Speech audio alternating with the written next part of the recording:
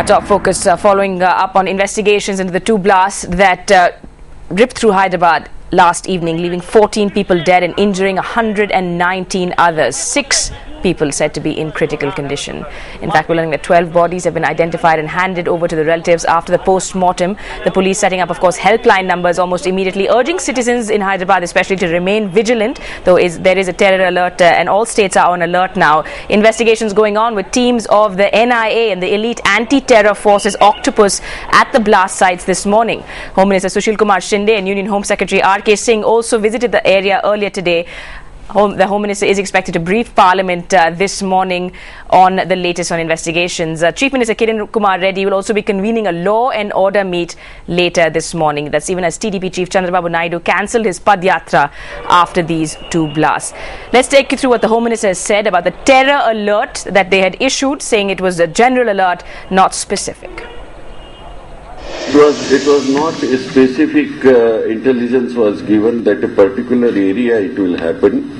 It was general alert was given for last about 2-3 days. We were giving general alert to whole of the country. Police have failed, you see, it cannot be said at this moment. This moment, you see, one has to go into the details.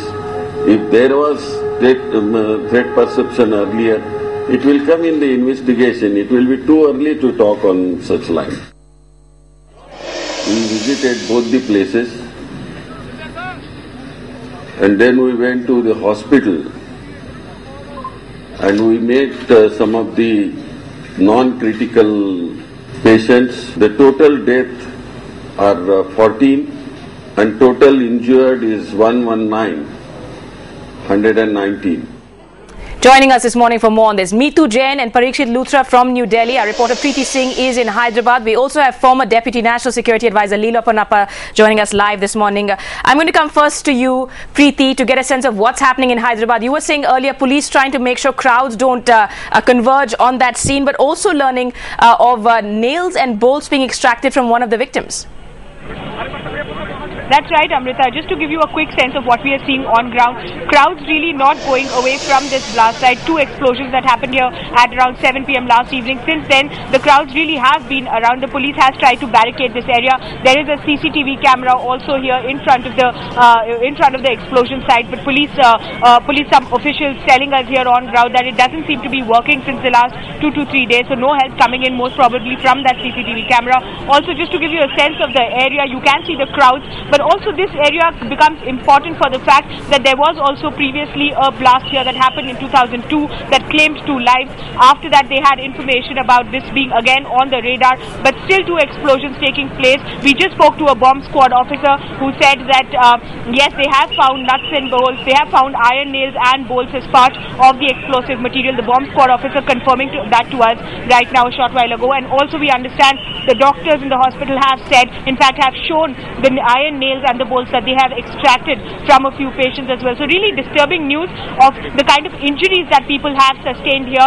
We are also getting reports right now. I am getting reports as I speak to you that another person has succumbed to his injuries in Yashoda Hospital, possibly taking that death toll to 15. We will obviously have to wait for an official confirmation. But many of those who've been injured and taken to hospitals are also very critically injured. Right. In various hospitals, doctors saying that 2 to 3 of them at least per hospital are severely injured, critically injured, and the next few hours could be very, very crucial for them, Amrita. Absolutely. Going to come back to you, certainly, Preeti, in terms of what the concerns are there at this scene. But to come to you, Meetu Jain, when we talk about the advisories issued by the Home Ministry, because certainly questions being raised now in terms of intelligence input, your source is telling you 3 advisories were issued by the Home Ministry. That's right, 2 by the Intelligence Bureau and 1 by the Home Ministry, to be precise, on the 16th, 19th and as late as the 20th of this month. 3 advisories went to all the states. And in hindsight, really, if you look at it, it does appear that the Andhra police could have been a little bit more vigilant, given the fact that in October last year, the special cell of Delhi police had specifically pointed out that Dilsukh Nagar could be targeted by the Indian Mujahideen. That is the input that was sent to the Andhra police. But of course, while the IB does admit that they did not have very specific intelligence, the fact is that Dilsukh Nagar has been a target for terrorists. In fact, the same bridge that we are talking about has been the terror target for the past 13 years, to be precise. The first time, if you remember, there was an attempt to set off an explosion here in 1999. That bomb went unexploded. In 2002, the Sai Baba temple was targeted, and remember, the Sai Baba temple is right next to the bridge. At that time, 2 people were killed. The case was unsolved. It was presumed that it is a Lashkar attack. Remember, even yesterday, we are presuming that the devotees coming to the Sai Baba temple could have been the target, because remember, yesterday was a Thursday, and Thursday is the day when Sai Baba's devotees congregate at the temple.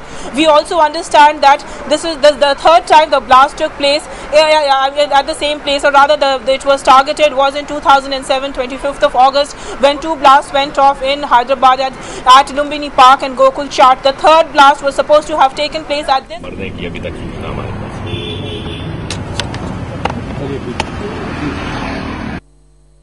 I'm sorry, Meetu, we did interrupt you there because we had the Home Secretary talking. But to come back to you, Meetu, you were also telling us earlier that after the Afzal Guru hanging, we certainly heard very strong statements coming not just from the Jamaat-ud-Dawah chief in Pakistan, but also the United Jihad Council. That's right. Soon after the Afzal Guru hanging, there was a meeting of the United Jihad Council in Pakistan, and a decision had been taken then that the Afzal Guru's hanging would be, they would take revenge for that. And we do understand that there was a movement of some kind, that is what the IB is saying, of the Lashkar and the Indian Mujahideen cadre. So there was expected to be some kind of trouble brewing, specifically in Hyderabad. What we also know is that there was what's called a death procession, or a janaza of Afzal Guru, that was taken out specifically in Hyderabad and in this area. And also remember in 2007, when the blast took place in Lumbini Park and Gokul Chatt, there was the signature of Riyaz Bhatkal, and that is coming to the fore this time around, that perhaps it could be the Indian Mujahideen, and specifically with orders from Riyaz Bhatkal, because Riyaz Bhatkal had told his cadre to specifically recce this area, and because Lumbini, Gokul, this Dilsukh Nagar specifically is supposed to be a communally tense area. All right, that's even as a reporter Preeti telling us that possibly we've seen one more casualty from these blasts. So we're waiting for official confirmation on that. Leela Ponnappa, if I can come to you, when you hear all of these, of course, after every blast, there's always these questions about what security agencies could have been doing in advance. Now, from your experience, if you could just give us a sense of what's happening right now. Of course, the Home Minister is saying there were not specific intelligence inputs of a threat to this area. A general alert had been sounded. Even if there was zero intelligence and you did not have this kind of general alert, I think that the situation in which we live today requires certainly a much more professional approach to policing, totally depoliticized. It's unfortunately highly politicized. You need a systemic 24/7 approach to intelligence sharing and assessment and analysis. You need order in our cities. I mean, last night when I think there was a whole host of VIPs visiting the site, I saw no police lines or barricades, making sure that nobody went onto the site, and there was talk of evidence possibly being tampered with. And you need preventive methods. We've been talking about CCTV cameras for over a decade, but you now hear that possibly the one camera that was there was not working. So it requires an upgrading of all these things in terms of a serious manner, based on systems, not in terms of reaction to events. Yeah. Because when you have a period of calm, there is complacency, and you think that things are okay, but it requires vigilance. And it's not just, certainly the police need to be upgraded in terms of personnel, training, quality of performance, and equipment that is made available to them.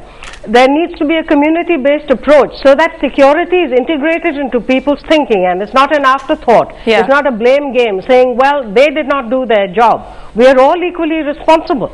Absolutely. And this is really what it's about. And you cannot just suddenly say, well, there should have been a CCTV camera there. Now, as I said, if there was zero intelligence, what would, in the assessment of any intelligent person, a terrorist do? They'd go to a crowded area, they do something. We've seen cycle bombs, we've seen tiffin carrier bombs, all these things have existed before. So none of this is new. Right. It's a question of whether we learn from it, whether we apply, whether we do not get complacent and put in place the systems. And we require orderliness among our people in our cities. If you recall the Javeri Bazaar blast in Bombay, it was in a garbage heap. Why was there garbage there?